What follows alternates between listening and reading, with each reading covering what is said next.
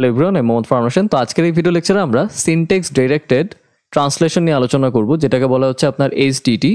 So HDT বলতে আসলে কি বোঝায়, এখানে লেখা আছে দেখেন, syntax directed translation involves associating semantic actions with the production rules of a grammar. Each rule in a grammar is linked to specific actions that are executed when the rule is applied during parsing. তো এই কথাগুলোর মানে কি, এই কথাগুলোর মানে বোঝার জন্য আমরা চলেন একটু কম্পাইলার যে ফেজগুলো আছে সেগুলো আবার একটু রিভাইজ করি।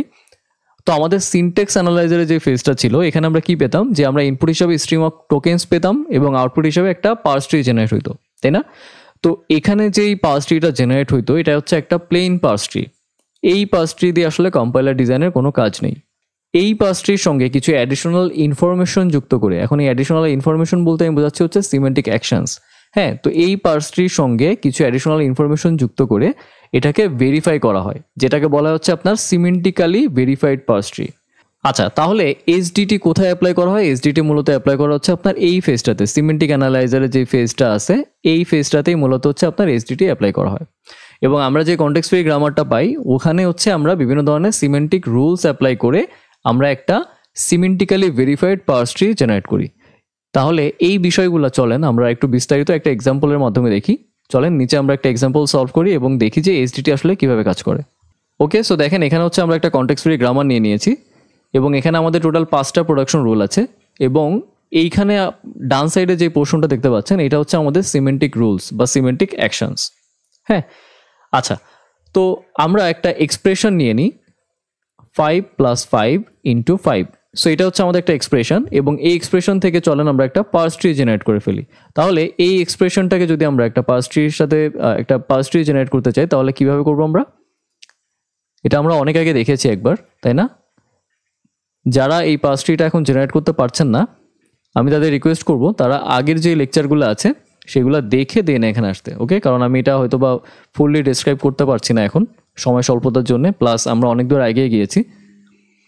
ওকে, আচ্ছা, সো আমরা এই টির এখানে কি লিখতে পারি, টি ইন্টু এফ, এবং আমরা এখানে এটাকে লিখতে পারি হচ্ছে এফ, এখানে লিখতে পারি হচ্ছে আইডি, আর এফ এর এখানে আমরা লিখতে পারি হচ্ছে আইডি। সো আইডির এখানে আমরা বসে দিতে পারি না 5 5, এখানে হচ্ছে 5। নর্মালি কি হচ্ছে 5 + 5 × 5। ফাইন। আচ্ছা, এখন দেখেন আমরা এখন এখানে যে ট্রাভার্সিংটা অ্যাপ্লাই করব সেটা হবে হচ্ছে আপনার টপ টু বটম এবং হচ্ছে লেফট টু রাইট, এবং এখানে রিডাকশন একটা রুল ইউজ হবে। এটা ভয় পাওয়ার কিছু নেই, খুবই ইজি। তাহলে চলেন আমরা এখন এই সিমেন্টিক্স রুলসগুলো অ্যাপ্লাই করব এই ট্রাভার্সিংয়ের সময় এবং রিডাকশনের সময়। তাহলে আমি যদি টপ টু বটম এবং হচ্ছে লেফট টু রাইট যদি ট্রাভার্সিং করি তাহলে নর্মালি কি হচ্ছে, আমি আইডির এখানে আসলাম। সো আইডির এখানে আমি কি পাচ্ছি 5। ফাইন। এখন আমি যখন এফ এর এখানে আসলাম এইখানে হচ্ছে আমার রিডাকশন। রিডাকশন মানে কি, রিডিউস। সো দেখেন এই আইডিটা আসলে কই থেকে আসছে, এই আইডিটা আসছে এফ থেকে না? আইডিটা কই থেকে আসছে, এফ থেকে। তাহলে এফ এর জন্য এখানে সিমেন্টিক রুল কি বলা আছে, যে দেখেন F dot value equal to হচ্ছে আইডি। আচ্ছা, এখন আসি যে এখানে দেখেন ডট ভ্যাল এগুলো আসলে কি, প্রত্যেকটা ভেরিয়েবলের সঙ্গে এখানে যে ভ্যাল দেখতে পাচ্ছেন এটা হচ্ছে একটা অ্যাট্রিবিউট। এই অ্যাট্রিবিউটের মধ্যে বিভিন্ন ধরনের ডেটা টাইপ স্টোর হতে পারে। ওকে, সো এটা নিয়ে এখন ওয়ারিড হওয়ার কিছু নেই, জাস্ট মনে রাখেন যে এখানে যে ভেরিয়েবলগুলো আছে প্রত্যেকটার সঙ্গে ডট দিয়ে যেটা আছে এটা হচ্ছে একটা অ্যাট্রিবিউট। ওকে, আচ্ছা, তাহলে এফ এর এখানে আমরা কি লিখবো, এই সিমেন্টিক রুল। তো এই সিমেন্টিক রুল কি বলতেছে যে তুমি এখানে লিখো এফ ডট একটা রুল অ্যাপ্লাই করো, F dot val equal two, এখানে কি বলছে আইডি। এখন এই আইডিটা কি, আইডিটা হচ্ছে 5 না? আইডির মধ্যে কি আছে, 5 আছে না? সো আমরা এখানে লিখবো 5। ক্লিয়ার? দেন দেখেন আমাদের কিন্তু রিডাকশন কিন্তু একটা স্টেপের জন্য ডান। এখন আমরা উপরের দিকে যাব, উপরে এখন আসি এখান থেকে। হ্যাঁ, আইডি ডান, এফ ডান, এখন আসি টি। দেন এখানে একটা রিডিউস করতে হবে আমাদের যে এফ। হ্যাঁ, এই এফ কই থেকে আসছে, এফ আসছে টি থেকে না? এই যে দেখেন এফ আসছে কই থেকে, টি থেকে। দেন এইখানে আমরা এই সিমেন্টিক রুল অ্যাপ্লাই করবো। এখানে কি বলা আছে যে টি ডট ভ্যাল ইকুয়াল টু হচ্ছে এফ ডট ভ্যাল, রাইট? তার মানে এখানে লিখতে পারি না টি dot val equal to F dot ভ্যালুর মধ্যে কি আছে, এফ ডট ভ্যালুর মধ্যে 5 আছে না? তাহলে এখানে লিখতে পারি না 5। ফাইন।